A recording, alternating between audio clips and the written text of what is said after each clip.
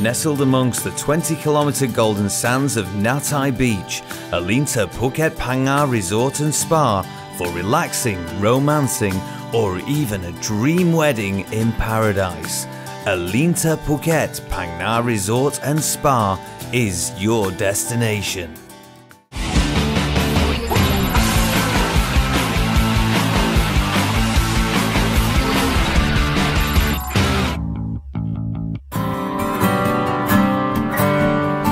This week, Phuket's green big guns gathered at the JW Marriott for a meeting to take the next step towards increasing pressure on the local authorities and the owners and operators of the new Phuket Dolphinarium. With the facility all but completed, right next to the Phuket Zoo, the only outstanding matters appear to be the paperwork and, of course, some dolphins to live at the facility. The Phuket News and Phuket News TV have taken an active stance to try and find out more about the people behind this facility and have editorialised against such facilities coming to the island. Of course, we welcome the owners and operators to present their side of the story. So far, they haven't taken us up on the invitation. Phuket News TV has already visited the facility. We didn't get a very warm reception when we tried to organise an interview. But the campaign continues to try and stop Phuket's first dolphinarium from opening. Oh yeah, I understand. But anywhere, the news that happened to us. We asked Nancy Gibson, founder of the Love Wildlife Foundation, what she thinks about the opening of the Phuket Dolphinarium. I think it's a horrible thing, actually. It's not something that we need here in Thailand. It's something we've been fighting against for a few years now, actually. And since it's coming into Phuket,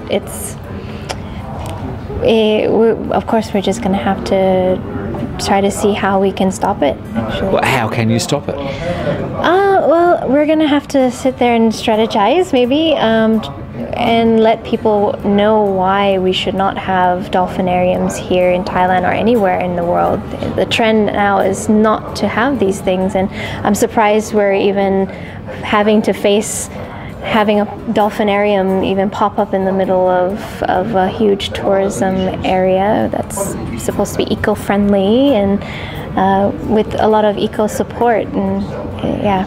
Obviously there's demand from the Russian tourists and the Chinese tourists coming to Phuket for this type of facility. How do we change their attitudes to something that might be more animal friendly? Well, honestly, I don't believe people come here to Phuket just to see a dolphin jump through hoops, wear silly hats, and they're not getting any education experience out of it. It's probably better if they went out into the wild, out into the ocean. You're here in such beautiful, beautiful beaches, beautiful ocean.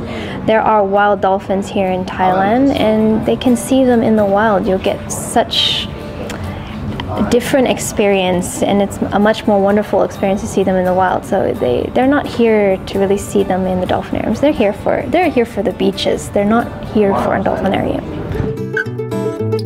Sean Panton, the Director of Corporate Social Responsibility at JW Marriott Phuket Resort and Spa, has been a tireless worker on all things green on the island, principally with the Sikh organisation.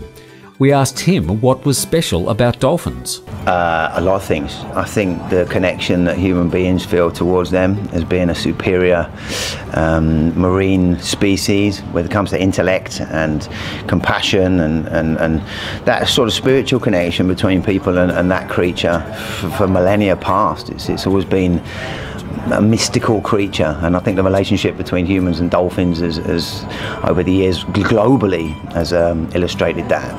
Especially with children. Children have a natural affiliation to these incredible creatures. You know, the way they communicate with each other and the way they hunt in pods and, fish, and the stories of fishermen becoming marooned at sea and being helped back to shore by dolphins and things like that. I think there's a very close relationship between, and positive relationship between human beings and dolphins. What is the strategy going forward to try and stop this dolphinarium being established here in Phuket? Well, I think that, Phuket over the years has developed a pretty good reputation for its marine tourism. We have our challenges, but the Maikau Marine Turtle Foundation is a perfect example. We've been protecting and working with turtles for the last 13 years as part of the Phuket Marine Biology Centre Endangered Species Unit, and dolphins are an endangered species in Thailand. So, it baffles me the fact that an outside company can come in and open a facility that has endangered species in there when we have an endangered species unit, and we have all these social and NGO groups and government groups that strongly support dolphins being in the wild. So I think it's just a loophole, maybe, I'd like to believe. Again, it's not something that's going to put Phuket back 20 years in our reputation. All the dolphinariums in Europe and Spain all closed up many years ago because of the negative press and the situation, the stress it puts the animals under. So I think I'm very confident that the government, when presented with the feelings of the community of Phuket and the strategies for marine tourism as we move forward, should make the right decision. John Gray was one of Phuket's earliest ecotourism operators and campaigners. He currently operates cave exploration tours in Thailand and Vietnam, and he's quite a character. Moving forward, how can we realistically stop what is a legal business from opening up? I'm not so sure it is legal. I see a lot of chinks in the armor there. Water quality, where they're getting the water, they're 2 kilometers from the sea. Very, very small tank inside. I see a lot of problems there that they've got to address, and I'm not so sure that it's going to be legal. I also see a lot of problems in the market. We just made a sales call on one of the largest travel agencies in Thailand now. They basically control the Australia and New Zealand market through Flight Centre, and they are absolutely opposed to this project, as they are to all wildlife projects in Thailand. They don't even want to sell elephant rides. So maybe the tide is turning, and I hope that I'm one of the people that helps turn it.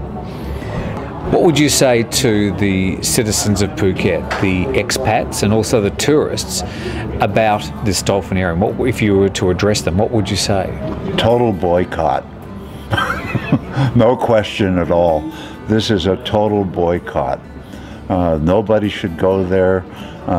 Same with the Phuket Zoo. It's right next to it. I don't know whether they're associated or not, but I wouldn't be surprised if they are.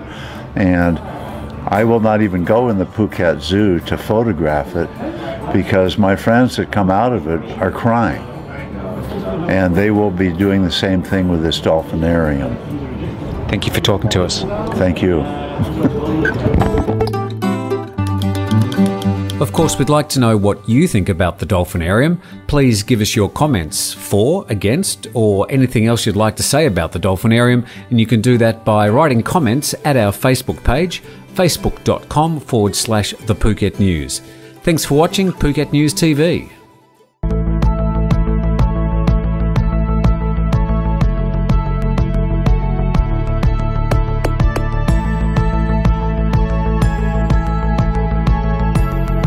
Buongiorno. Bonjour. Hey. Assalamualaikum warahmatullah. Buenos días. Nin hao. Здравствуйте. Привет. Guten Tag, ich spreche Deutsch. สวัสดีครับ We are ready to provide international medical service with warm Thai hospitality. Call us at 1719.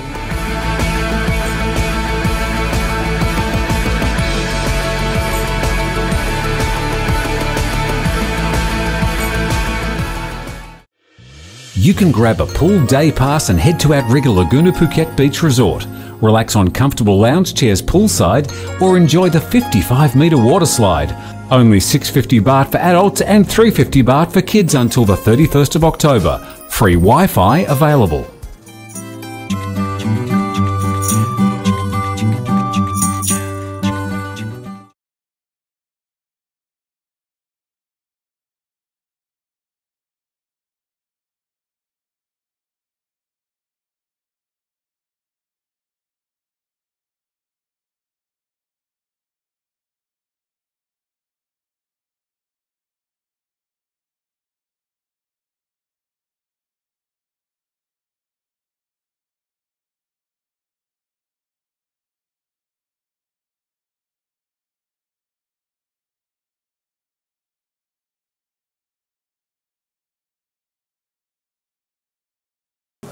It also goes against a community-based indicator report. The of some marine NCR. fire.